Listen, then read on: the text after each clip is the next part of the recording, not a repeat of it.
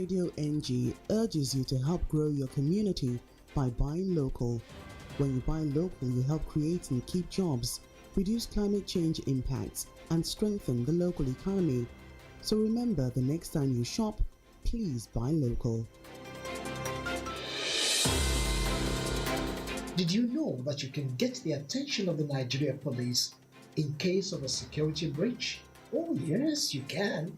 In case of a theft, robbery, domestic violence, accidents, crime or wrongdoing of any sort, you can contact the Nigeria police on these toll-free numbers 112 or 01493-1260 from anywhere nationwide, or 767 if you reside in Lagos State. You can also download the Rescue Me app on Apple and Google App Stores, or get the numbers of each of the state's police commissioner or public relations officer appearing on the website npf.gov.ng. Nigeria Police, to make Nigeria safer and more secure for economic growth and development.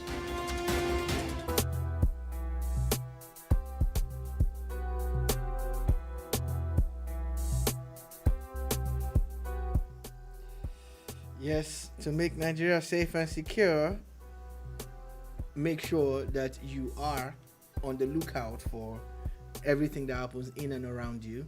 You are an important part of the security network in Nigeria. And I guess that was what prompted the governor of Zamfara State to urge people to ask people to get and even lay down the process to go about it, to make it easy for them, or a lot easier for them.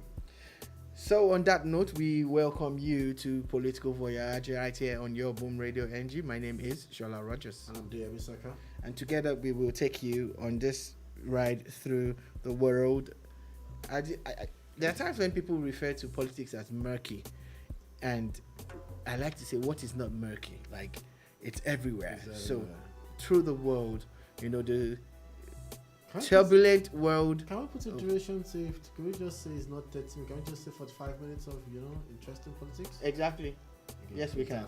Well, all these listeners, I've just been able to box your into a corner to give us 15 minutes more to the initial 30 we started. We kicked off the program with. That's what it is. So we are. Then I'll be a good negotiator and a politician. No, you're only getting what you were going to get. And I got still saw the movie yesterday, The Negotiator, and the guy, the last scene, I said, okay, let me get 50% of what you have. I don't have anything. Okay, let me get 50% of what you do not have. He said 30. He said 40. He said 35. He said 45. He said deal. So you should have been a negotiator. So we've started on a very, very laid-back note. Yeah. Because this is what we do. We are basically concerned about the things that are happening in and around us, and we are we are contributing our own quota. We bring you information. National discourse. Yes. National political discourse. Exactly. So on that note, let's just dive right into it. A lot of things have happened, and arguably one of the biggest political stories out there today, arguably in Nigeria, is a merger that never was. We talked about it a couple of weeks here. We talked about the potential. We know the merger was too late based on the law, the electoral law. We looked at the partnership, working relationship, which would have seen, someone drop down for someone, maybe another party collapse into one or the other. And of course, they talked about the main actors on both sides. And we're talking about Labour Party and the NNPP. On both sides, we've had different things. But until yesterday, a clearer picture was now painted. Before yesterday, we knew as analysts and people that this was what was going to pan out. But on Channels TV, one of the main actors of the NNPP, Jubril. Okay, Jibrin, yeah. He Abdulmumin Jubril outrightly stated that it wasn't going to happen for Rabiu Kwankwaso to be anybody's vice president. I said that a long time ago, and I'll still say it. It's something we've been quite repetitive when it comes to that. That Rabiu Musa Kwankwaso, based on confirmed or past experience and experiment, is a bigger political figure than Peter Obi. With no disrespect to Peter Obi, with no disrespect to the incursion Peter Obi is making to the political terrain, with no disrespect to the cult hero status he has attained among Nigerians, everywhere. A lot of people want to say on social media, but I'm always telling people that people on social media are alive. They need to be alive for them to have a social media account. So I'm not going to take anything away from what he has achieved. I'm not going to take anything away from his ascendancy. But the facts out there is Kwankwaso in Nigerian political history, Nigerian political experiment since 1993. You want to go far back as 93, or let's be honest, okay, recent history 1999. Is a bigger person than politically. Than, okay, what makes him bigger? Let's do brass tacks now. What makes him bigger is, apart from being a two-time governor of Kano State, that has a larger voting bloc than Anambra State, where Peter Obi was also a former governor for 2 terms. Peter Rabiu Musa Kwankwaso have had something that have projected him on the national stage. He was a former minister, not just any ministry, the first civilian till date to be the full Minister of Defense. Yes, there was an Obada that was Minister of State of Defense, and I think at some point Obaniko was the first to make that that history, that record. And Obaniko was Minister of State. I think when Guzal resigned and somebody replaced him. That is one. At some point, it was also a senator. So whether we like it or not, he has his connection, he has the relationship, he has formed. He was also an ambassador. So we cannot. So all of this speaks to experience and political relevance, and what people don't like to hear, and not like it's structure too. Because for him, you can count these as structures, because the relationship he has formed with people beyond Kano State will count for him as structures. That is why you look at it. Now let's look at the figures. We have some senators decamping or defecting to NNPP. Yes, you might think, what would that bring them? But they will come with some figures. And Kwankwaso owns the PDP structure in Kano and still owns the national structure of NNPP. It gives them the hedge. And just don't stop. I just wanted to add that one of the top players in the NNPP has made a claim that in Borno, they have registered 2 million party members. It's if there's another person that has his evil worshipping or cult hero status in the north after Muhammadu Buhari, is Rabiu Musa Kwankwaso. Might not be as much as Muhammadu Buhari, the current president, but he has that status. He comes second. The margin might be so wide, but it's the second in line when it comes to people that has the cult hero status in the north. All right, so still continuing that, because basically what we're doing now is because of fairness and balance, we're going to look at 3 or 4 presidential candidates, because we can't keep saying Rabiu Musa Kwankwaso and it starts to look like it's a paid job or actually that's not what we're doing here. We're trying to explain everything in detail. Even if it's a paid job, you're paid for your job. Yeah, but it's not. So I'm saying it's not. I'm not saying that we can't be paid. I'm saying it is not. Yeah. So we're open for business. So back to what we're saying. I'm saying that this helps a lot of people. There are people out there who have heard a lot of noise. So when we're analyzing and breaking, RMK down, that is Rabiu Musa Kwankwaso, we're going to do the same thing with Peter Obi, like objectively look at their strengths and maybe their perceived weaknesses. And again, Abubakar Atiku and Bola Ahmed Tinubu, So for Peter Obi, he has, I always say this, he appeals to an average Nigerian, he appeals to an average enlightened Nigerian that probably will be swayed by the oratory skills and the swag of the Obama, or the Trudeau of Canada, the kind of person that want to kind of govern that president, And whether we like it or not, there's a large demography, or there's a demography that is filled with a large number of people that wants that too. So what is going to happen is the new entrance into the voting, process, maybe from 18 to 25 or 24, Peter Obi years will appeal to them, and we could see the influence of Peter Obi. When they left the PDP and the Labour Party, all of a sudden we just saw the balls and everybody go get your PVC, go get your PVC, go get your PVC. And if the surge in the registration of PVC, especially in southern Nigeria, is anything to go by, I want to just assume, and for sake of conversation, believe that is going to Peter Obi. Have a decent showing, a nice outing. And I will say this: I will not be here to believe that Peter Obi is inconsequential. And I would at the same time not be here to believe that Peter Obi will win the elections. I'm just saying that as it is right now, we have 4 formidable contestants that will split votes across board. And I keep insisting that there's going to be a government of national unity, or we go for a second ballot. Okay. Now, Atiku Abubakar, a man that has been there since 1992, a man that gave Abiola room for his money, a political machinery that has never been dried, that's always been oiled. I don't know where that thing is coming from, but that machinery is always oiled at every dispensation. And the PDP is right on the platform of the PDP with a national structure. And judging by PDP's outing last time, 12 million votes. A lot of people want to say 12 million votes guaranteed for Atiku, but we never like it. So part of the 12 million votes came because of the joint ticket he had with Peter Obi. Some figures will drop. Now, and I'll say this, and my opinion, let me put it out there, not the station, not Shola's, my opinion and my own analysis. Atiku Abubakar is not such a favorite son when it comes to northern Nigeria. That they don't even see him as a northerner. He's not that loved in the north.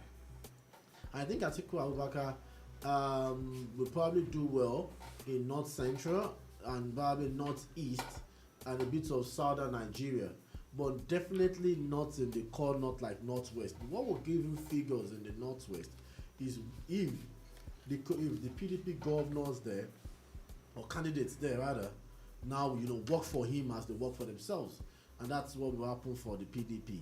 For Bola Tinubu, well, I'm going to be objective. This is a man that has loyalty across board, across parties, whether we like it or not, across regions. We can also go to him. There's a massive war chest. At least to the best of our knowledge, we want to stick with the legitimate ones we know.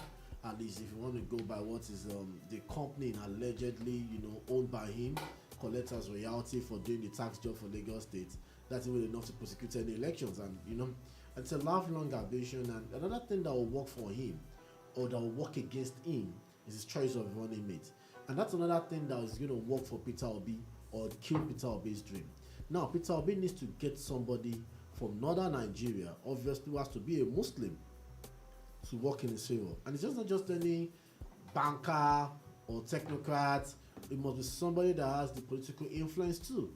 And now, if Peter Obi picks a northerner who is a Muslim, Atiku is a Muslim from the north, Rabiu Musa Kwankwaso is from the north, you cannot assume that there's going to be a split of the northern votes across religion when it comes to block Muslim votes to be split along these lines.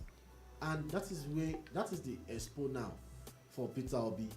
Who is he going to get to be his running mate to replace Donyo Kukpe? It must be somebody. If either you go to northeast or northwest. Northwest because you think that's where the block votes are coming from. Northeast because northeast has never had the presidency. So it will be 2 regions that have not had the presidency since 1999. That's on the ticket now. The northwest at the last time had, or at least can provide 19 million. So, but you have Rabiu Musa Kwankwaso, and that's the largest block. But you see Rabiu Musa Kwankwaso splitting that across board.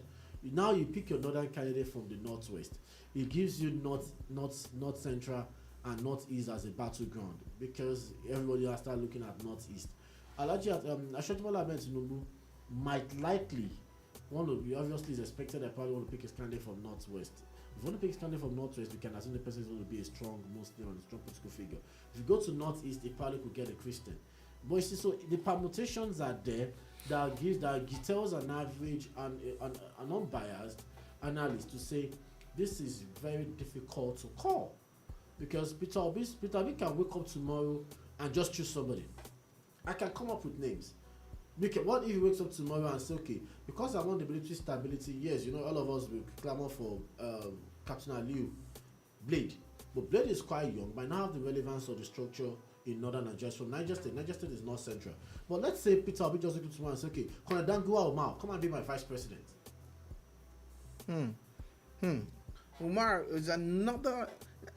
I don't know, where is he being? What's going on? There was the last time I sat down with a top general like say, yeah, what do you think of Dangua Umar as a president? I said, Your Excellency, sir, don't let us go there. Where has he been? He's a guy that I like when he speaks. And he's from Kebbi. He's very intelligent. You listen to him, and he's patriotic and he's national. So Nigeria first. You pick a Dangua Umar, that works for you. You know why? Because Dangua Umar, yes, he retired as a colonel. But whether you like it, that's a redneck. He's a senior officer. And it's all these proper generals and everything that are probably going to fall, that you pick your service chiefs from, are people that probably are his boys and everything that he trained. And he'll give you the best choice of NSC. He knows who to pick in the intelligence corps. Another person you could look at that comes to my head is Lawan Gwadabe. This is for Peter Obi now. Yeah, I know. Because you have to pick, because Peter Obi is coming as a technocrat, a businessman. We have the appeal, but whether you like it or not, you have to appeal to the military because they safeguard the democracy everywhere in the whole world. So when you now pick a Colonel Lawan Gwadabe, trust me, nobody's going to plan a coup against your government. I don't know if it makes any sense to you. No, these are the names that will come up.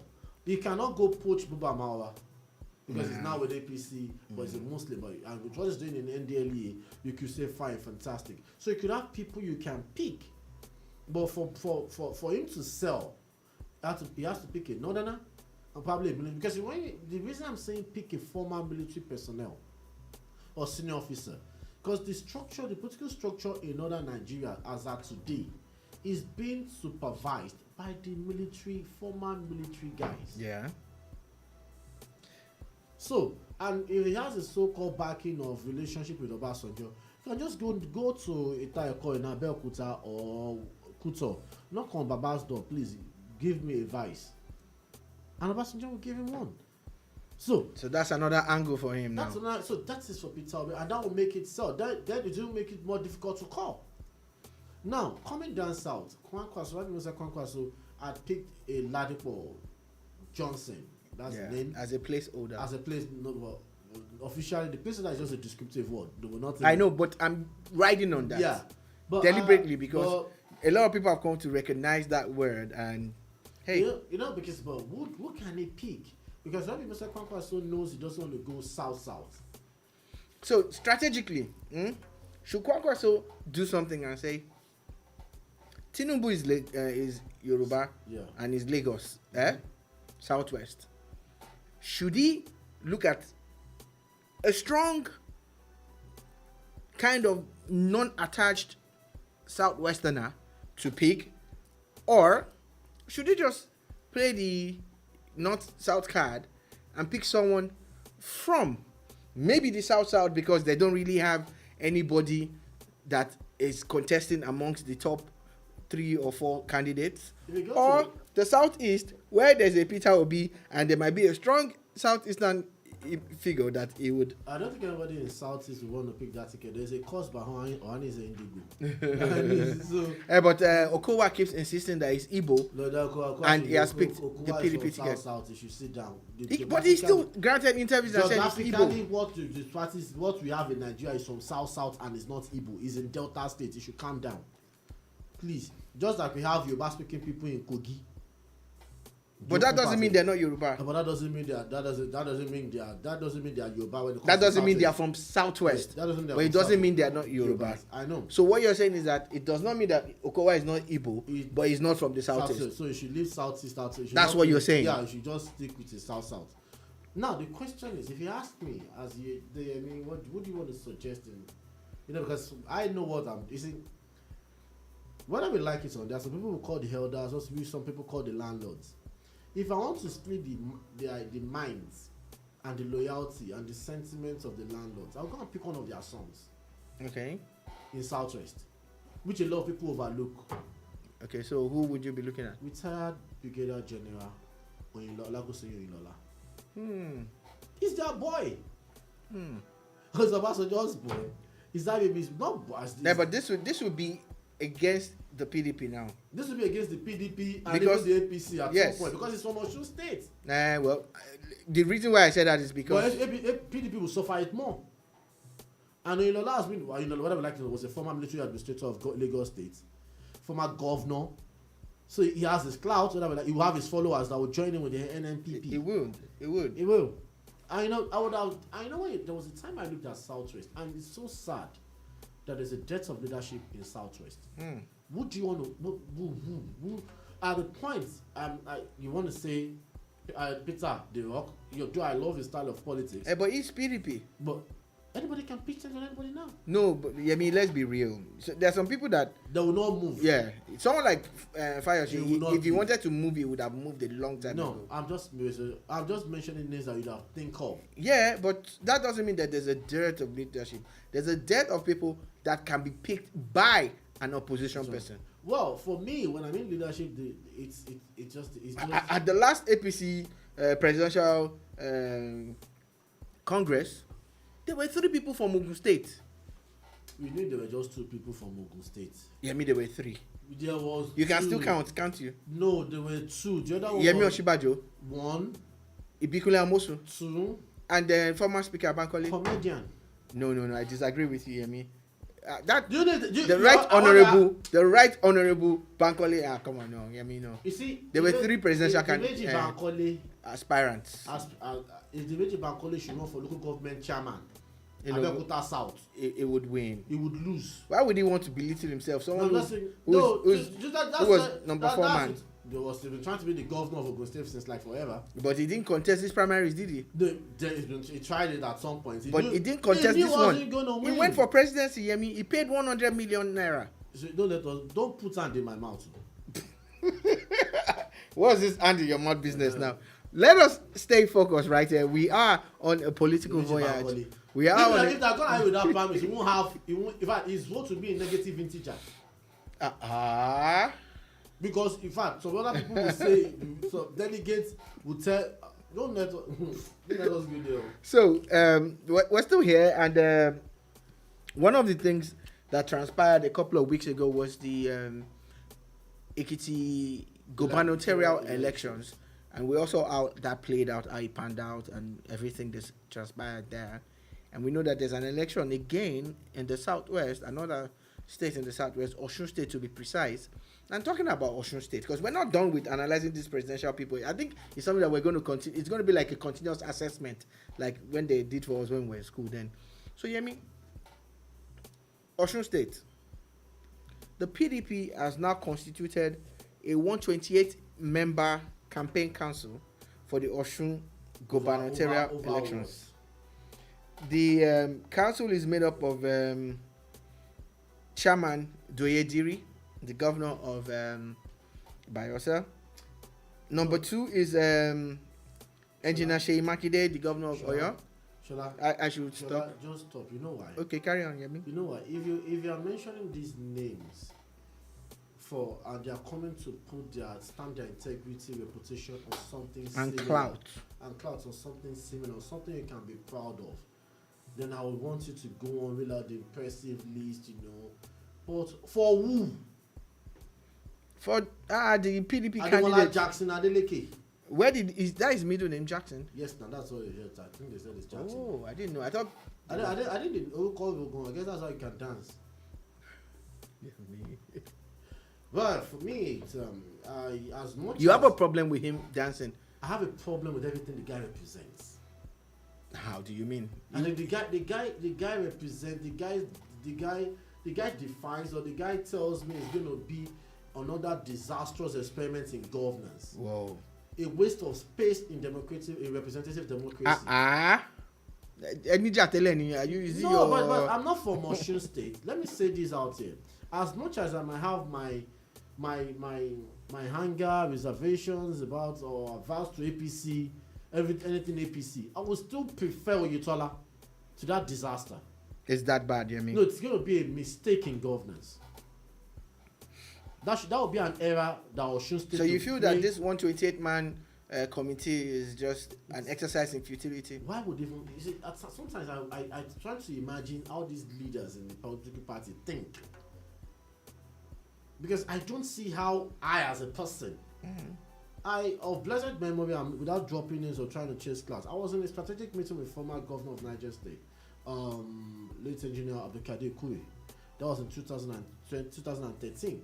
And when we were talking about the PDP in Southwest, and I mentioned some names, it was like you could see the anger and resentment in his face. Like, is this what we have become? Is this what we've reduced our party to? This kind of a person having clout over our party? I know we had, and I could see someone that believed that, yes. So imagine, and the person he was against is like 10 times even better than Ademola Adeleke now. Wow. Are you for real? I'm serious, because then we had with I will now say it now. Two of also blessed memory, Buji Kashanu. I was wondering why we could take why the PDP would give Buji Kashanu the structure ahead of Obasanjo in Southwest, and was wondering why when the PDP descend so low. But Buji Kashanu is a lot better than Ademola Adeleke. He has finesse.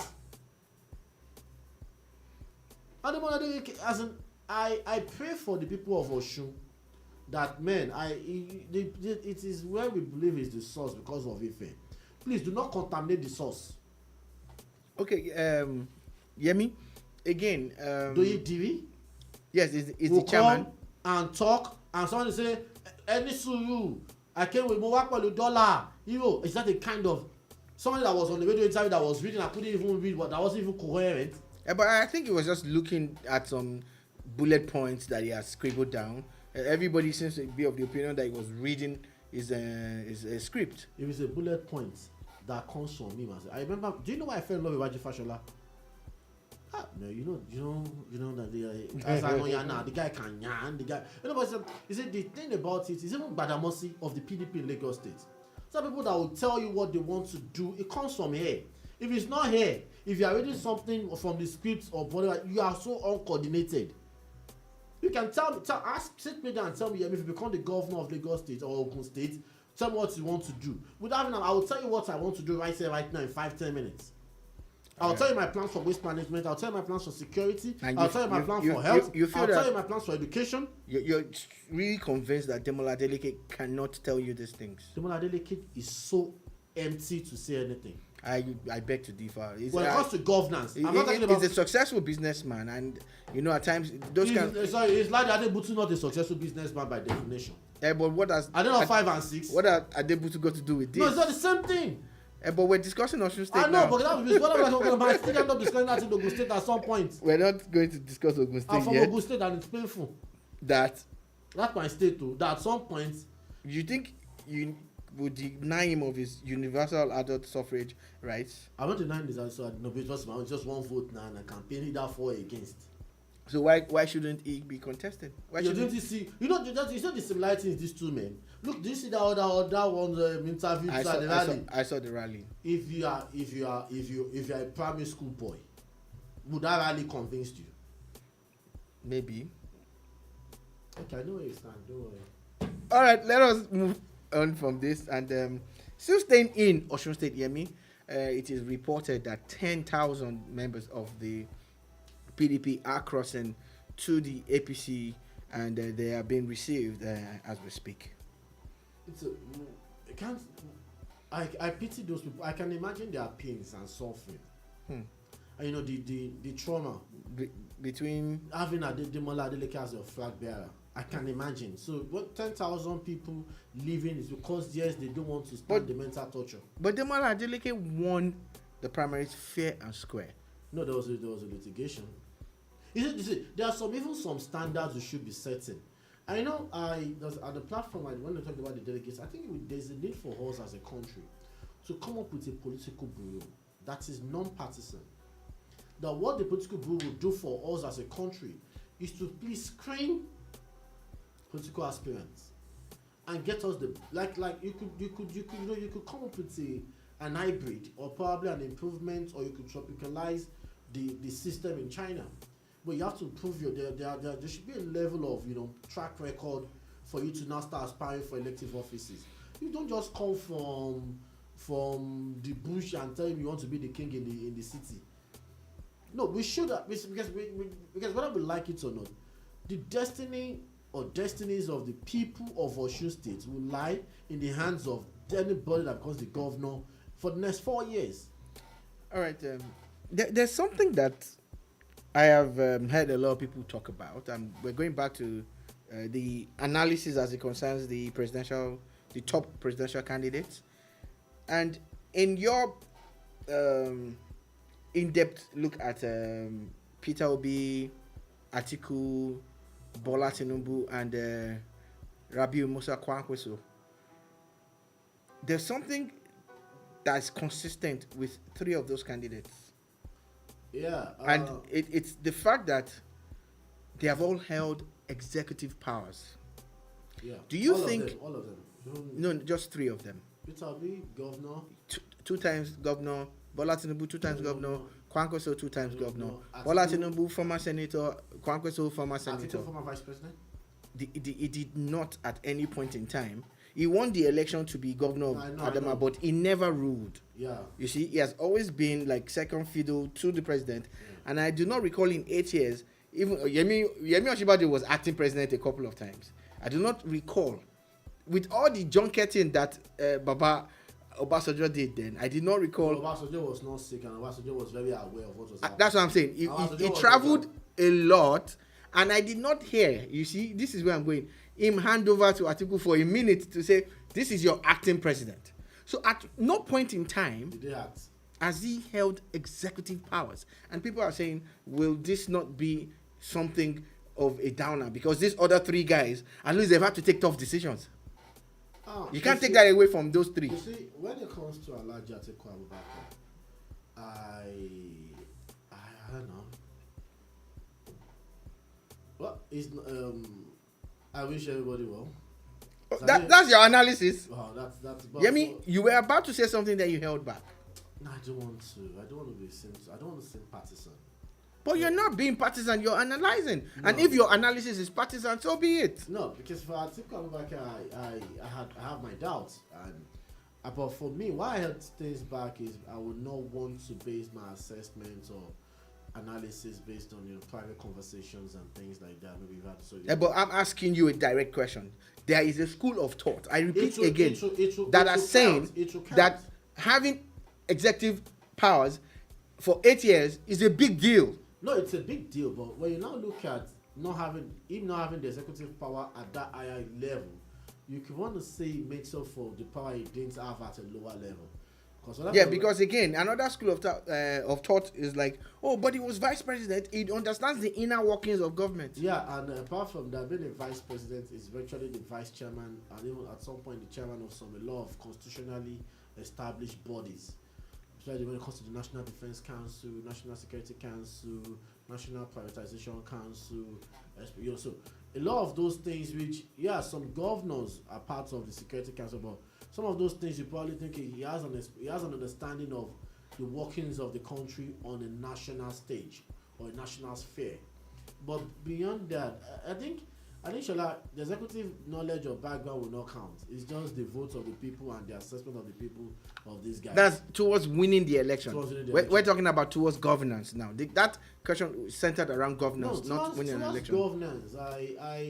For me, I see Atiku if he emerges as the president doing well, because one thing, any successful businessman will not have a country that the economy is going down. Okay. We are definitely coasting home now. We have definitely done what Yemi requested for without any scruples. So Yemi would know that they are a good person. You're obedient. We are all good people. No, that you're obedient. To who or what now? To what I said. We need to be careful the way we use words these days. They have multiple connotations. And I do not want to misconstrue or be mislabeled. Because or identified, or classified. Yeah, exactly.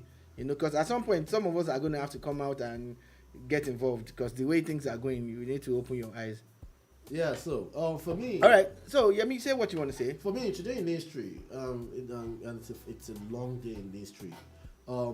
Yen, the Japanese yen was made the official monetary unit of Japan in 1869. On this day in 1869. This day in 1869.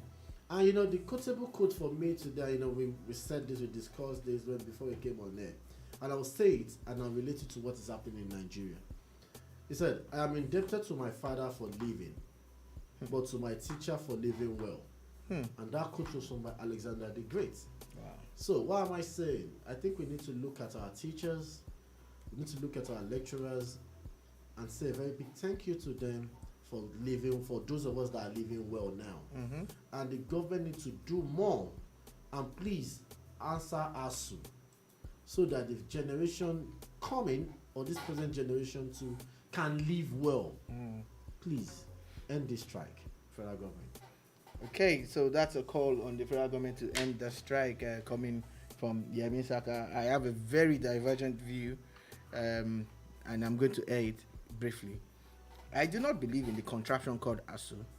I do not believe in any ideals that it claims it stands for, and I believe that it is time it's dismantled and people undo their business. Just like national grid. Yes, I've always said the national grid should not exist. It's my stance. You need to decentralize power. We can't continue like this. Let me tell you, how many schools belong to the federal government and how many schools are on strike? That is where you should start from. Oh, it's solidarity. Abi, it is wrong. What is wrong is wrong is wrong. Lecturers that are being paid by state governors and governments are joining a strike against the federal government. And you tell me that makes sense. And you tell me, look, you know what's going on now. Edo State has done it. A couple of states are now calling back their own lecturers. And this is the beginning of the end for ASU, because ASU has become a problem. ASU held you back, held me back, and they're still holding our children back. Yemi, No, this is not on the government. This is on ASU. You made a mistake. Yes. Do you think that That- I have not started, or even if I start, they will be held back by ASU? So what do you think? I'm Yeah, laboring and working with this great beard. It's for them to be held back by ASU. Yemi, I do not want to go into your past. Please do not push me. No, We are on national. my past is clean. We are on national TV. My past is clean. I'm not going to. I can thump my chest to tell you. I'm not going to I'm go into. the only Naija foremost bachelor that doesn't have a baby mama. Well, on that note, this is the show. Everything that Yemi wants to hear, he will hear it outside this studio. I will not say anything. I will not even dignify that with a response, Okay. which is a response anyway. Thank you very much, Yemi. I think we've had another great one. Yeah, and sure. we'd like to urge you guys to keep listening and keep watching us, and subscribe to our YouTube channel, like us on Facebook, and follow us on Twitter and Instagram. At 2 o'clock, top of the hour, Dolupo Balogun will be back with the news. It's a brief news. It's barely 3 to 5 minutes. And right after that, at 3 o'clock, we'll be bringing you the Boom Bar, the first edition for the week. And of course, we'll be looking for what's going down in and across Nigeria and the world. And at 6 o'clock, the news again. That will be the main bulletin. That's 6 and 10, but 6 will be the bulletin. At 6:30, the GSW stories by Benga Samuel Wemimo will be coming up. And in between that, we have a lot of music for you guys. So keep listening, keep watching. God bless you, God guide you, God keep you. And this is Shalauja signing out. Yemi? Have a nice day. I had a fantastic time here, and God willing will do the same next week.